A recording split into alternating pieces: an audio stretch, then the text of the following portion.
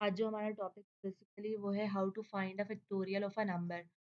अच्छा, इस फैक्टोरियल वाला जो भी हमारा टास्क है, इस फैक्टोरियल टास्क के अंदर बेसिकली कॉन्सेप्ट हमारे पास है रिकर्सिव फंक्शन का या रिकर्जन का।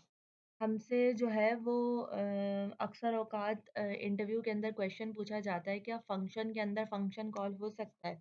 तो बिल्कुल फंक्शन के अंदर फंक्शन कॉल हो सकता है, और फंक्शन के अंदर फंक्शन की जो कॉलिंग होती है उसे ही हम रिकर्जन कहते हैं। अच्छा, रिकर्जन की भी जो है वो मल्टीपल टाइप्स होती हैं कि डायरेक्ट जो है वो फंक्शन के अंदर फंक्शन को रखकर रिकर्जन परफॉर्म करवाई जा रही है, या इनडायरेक्टली कोई रिकर्जन है। तो हम बेसिक बस रिकर्जन का कॉन्सेप्ट देखेंगे कि है क्या, और रिकर्जन के कॉन्सेप्ट को समझने के लिए हमारे पास जो सबसे परफेक्ट एग्जांपल है वो है फैक्टोरियल। अच्छा, फैक्टोरियल जो है वो हम मल्टीपल मेथड से फाइंड कर सकते हैं, मतलब एक तरीका नहीं होता किसी भी चीज़ करने का, हमारे पास बहुत सारे तरीके होते हैं, लेकिन रिकर्जन का कॉन्सेप्ट इसके अंदर आपके पास क्लियर हो जाएगा। मैथमेटिक्स के अंदर हमारे पास साइन ऑफ एक्सक्लेमेशन जो होती है वो है रिकर्जन के लिए। अगर मैं आपको 5 फैक्टोरियल का आउटपुट दिखाऊं तो आपके पास आउटपुट कुछ इस तरीके से आएगा। हम हमें 1 पर आके स्टॉप कर दिया, बेसिकली हम खुद यहाँ पर मेंशन कर रहे हैं कि हमें 1 पर स्टॉप करना है। या आप मेंशन करते हैं कि आपको 1 पर स्टॉप करना है, जहाँ पर स्टॉप करना होता है, टर्मिनेट करना होता है, उसे हम बोलते हैं बेस कंडीशन। तो ये मेरी बेस कंडीशन है, मैंने अपनी टर्मिनेशन स्टेट जो है वो बता दी है। अच्छा, बाज़ औक़ात अगर मैं अपनी टर्मिनेशन स्टेट नहीं बताऊँगी या अपनी बेस कंडीशन नहीं बताऊँगी तो इनफ़ाइनाइट टाइम्स तक जो है वो मेरा पेज लोड होता रहेगा, मतलब मेरा वेरिएबल जो है वो स्टैक ओवरफ्लो कर जाएगा। मेमोरी जब फुल हो जाती है ना, उसे हम कहते हैं कि स्टैक है हमारे पास एक मेमोरी के लिए हम जो वर्ड यूज़ करते हैं वो है स्टैक, और स्टैक हमारे पास ओवरफ्लो कर जाएगी। तो जब स्टैक ओवरफ्लो करती है तो आपके पास इनफ़ाइनाइट लूप चल जाता है।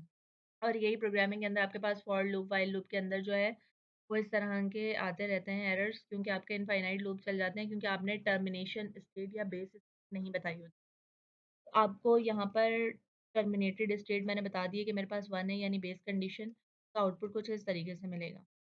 अच्छा, इसके पीछे भी हमारे पास क्या होता है, बेसिकली एक फ़ॉर्मूला लगा हुआ होता है, वो फ़ॉर्मूला है n into n minus 1 factorial. और ये जो फैक्टोरियल है ये मज़ीद जो है वो हमारे पास ब्रेक हो सकता है इस तरीके से।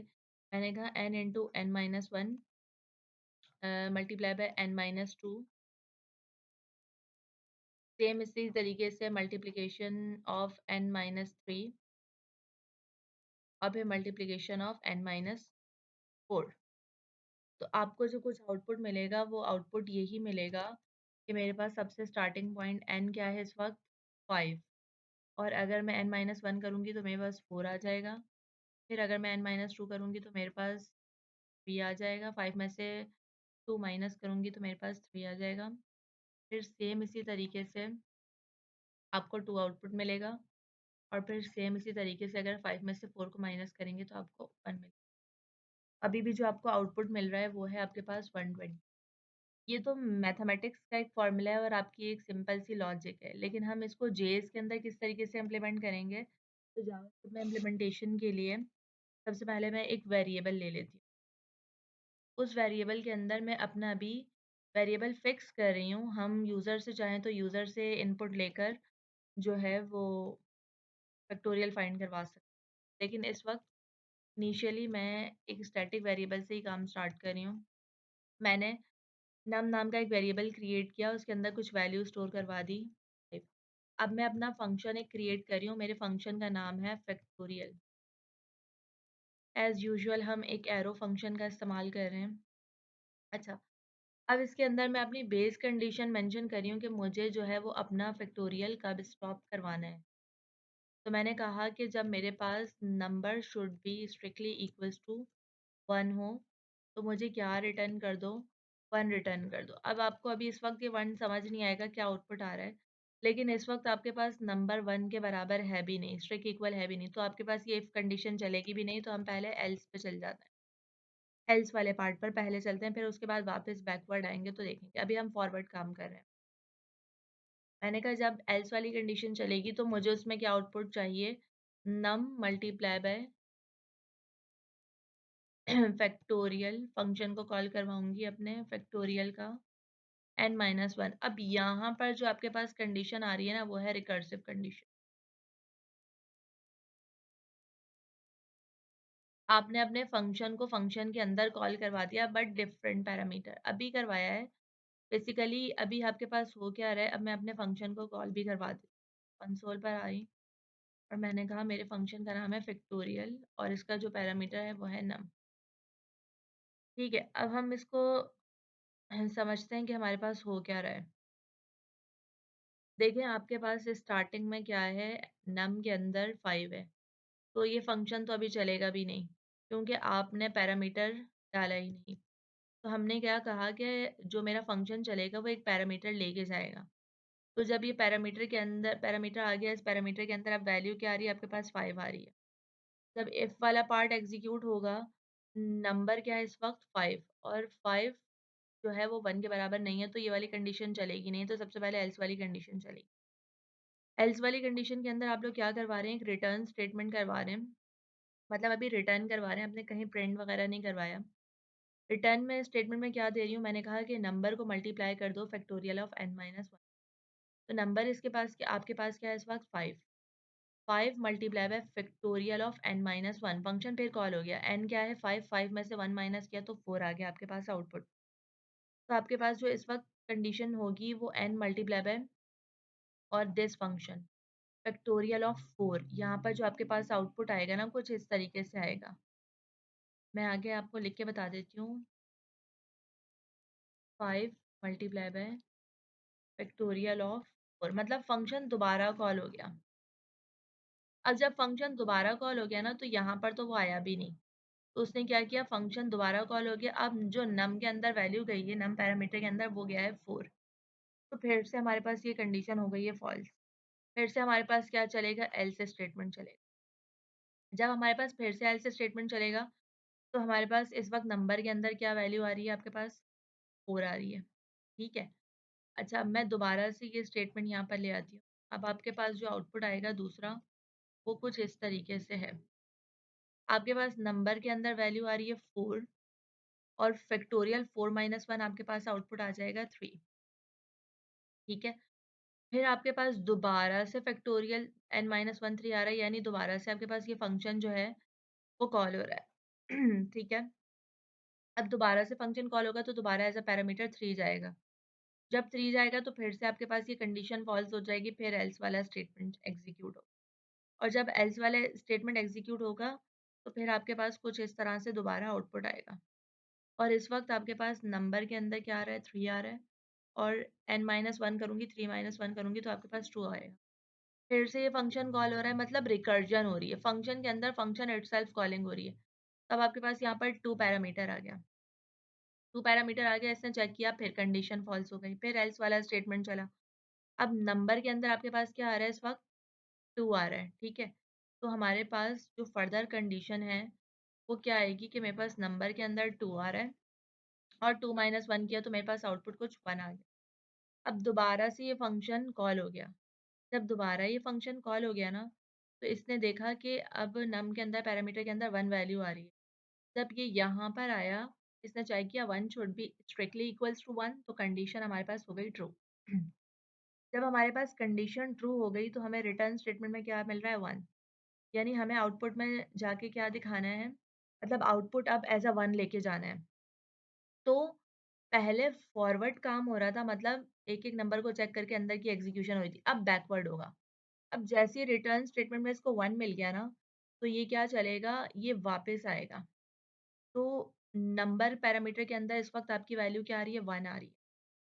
ठीक है, तो इसने कहा कि मैं वापस से क्या करूँगा, मतलब बैकवर्ड जाऊँगा। जब ये बैकवर्ड गया, तो ये यहाँ पर आया। अब आप मैंने ये चीज़ें इसी वज़ह से लिखी थी, ताकि मैं दोबारा से इसको बता सकूँ। तो जब ये वापस आया तो फैक्टोरियल ऑफ 1 में आपके पास अभी क्या आ रहा है, फैक्टोरियल ऑफ 1 आया, आखिरी चल रहा है। फैक्टोरियल ऑफ 1 में से क्या आउटपुट मिला, इसको आउटपुट मिला 1। ठीक है, तो 2 मल्टीप्लाई बाय 1 हो गया। अब 2 मल्टीप्लाई बाय 1 हो गया, अब ये वापस जाएगा इधर, वापस जाएगा बैकवर्ड। ठीक है, अब जब ये वापस बैकवर्ड गया, तो आपके पास ये पिछली कंडीशन चलेगी, फैक्टोरियल 2 पे जाएगा। ठीक है, 2 मल्टीप्लाई बाय 1 आपके पास क्या हो गया, अब आपके पास फैक्टोरियल 2 हो गया। तो जब ये फैक्टोरियल 2 के पास गया, तो इसने यहाँ पर आके फैक्टोरियल 2 की जगह क्या वैल्यू रख दी, 2 रख दी। तो 3 मल्टीप्लाई बाय 2 हो गया। 3 मल्टीप्लाई बाय 2 जब 3 मल्टीप्लाई बाय 2 6 हो गया, ठीक है? जब 3 मल्टीप्लाई बाय 2 6 हो गया, तो अब ये वापस कहाँ जाएगा? दोबारा से इस बैकवर्ड। अच्छा, हमारी कंडीशन बैकवर्ड चली है, ये बात याद रखिएगा, पहले फॉरवर्ड चल रही थी। तो ये वापस से कहाँ आया? बैकवर्ड आया। इसने कहा मुझे तो अब फैक्टोरियल 3 वाली कोई मेरे पास वैल्यू थी, जिसका आउटपुट आया है 3 मल्टीप्लाई बाय 2 यानी 6 आया। तो मैं इसको यहाँ से हटाऊँगी और मुझे आउटपुट में क्या मिला? 6 मिला। ठीक है? अब जब ये कैलकुलेशन परफ़ॉर्म होगी तो 4 मल्टीप्लाई बाय 6 कितना हो गया? 24 हो गया। जब ये 4 मल्टीप्लाई बाय 6 24 हो गया तो इसने मुझे कहा अच्छा फैक्टोरियल 4 की वैल्यू मुझे मिली 24। जब इसको फैक्टोरियल 4 की वैल्यू 24 मिली, तो इसने यहाँ पर आके क्या कर दिया? 24 लिख दिया। जब इसने यहाँ पर 24 लिख दिया तो अब इसको 5 मल्टीप्लाई बाय 24 करेगा तो आउटपुट में इसको क्या मिलेगा? 120 मिलेगा। तो जो वो 120 मिलेगा, तो वो अब इसका फ़ंक्शन क्योंकि अब ये पूरा स्टेटमेंट एग्ज़ीक्यूट हो गया, अब ना कोई फॉरवर्ड बचा है, ना कोई बैकवर्ड बचा है। तो अब आपकी फ़ंक्शन कॉलिंग हो रही है, कंसोल पर आपको आउटपुट क्या दिखा रहा है? नम में मतलब फैक्टोरियल कॉल हो रहा है फ़ंक्शन और नम एज़ अ पैरामीटर। तो अब आपके पास जो आखिरी आउटपुट आया है, वो आउटपुट क्या है? 120 आया है। तो ये कुछ बेसिकली रिकर्जन का कॉन्सेप्ट था। रिकर्जन में होता क्या है, पहले आपके पास फॉरवर्ड कंडीशन चलती है, चलती जाती है, नेक्स्ट एल्स वाला पार्ट एग्ज़ीक्यूट होता है, फिर एल्स वाला अनलेस अंटिल जब तक कि आपकी कंडीशन मीट ना कर जाए ऊपर वाली। जो आपने अपनी बेस कंडीशन बताई है, इसे हम बोलते हैं कि ये हमारी बेस कंडीशन है। जब ये मीट कर जाएगी तो फिर आपका स्टेटमेंट जो है वो बैकवर्ड चलेगा, उल्टा चलेगा, रिवर्स की तरफ होगा। फिर जब रिवर्स होगा तो फिर जो-जो फैक्टोरियल आपको मिल रहा था, जो लास्ट फैक्टोरियल था वो आपके पास 1 था। तो फिर वहाँ से हम अपनी कैलकुलेशन वापस इस तरीके से बैकवर्ड यूज़ करते हैं, लिखते हैं तो हमें फैक्टोरियल का आउटपुट मिल जाता है। तो बेसिकली हमारे पास जो टॉपिक था वो फैक्टोरियल फंक्शन के अंदर फंक्शन की इटसेल्फ कॉलिंग हो रही थी और ये रिकर्जन प्रोसेस कहलाता है। तो ये हमारा आज का टॉपिक था जिसे हमें कवर करना था। अच्छा ये तो मैंने आपको आउटपुट नहीं दिखाया, मैं दिखा देती हूँ। हमारे पास कंसोल पर आउटपुट आएगा 120 होना चाहिए, फिर मैं आपको वैल्यू भी जो है वो चेंज करके बता दूँगी।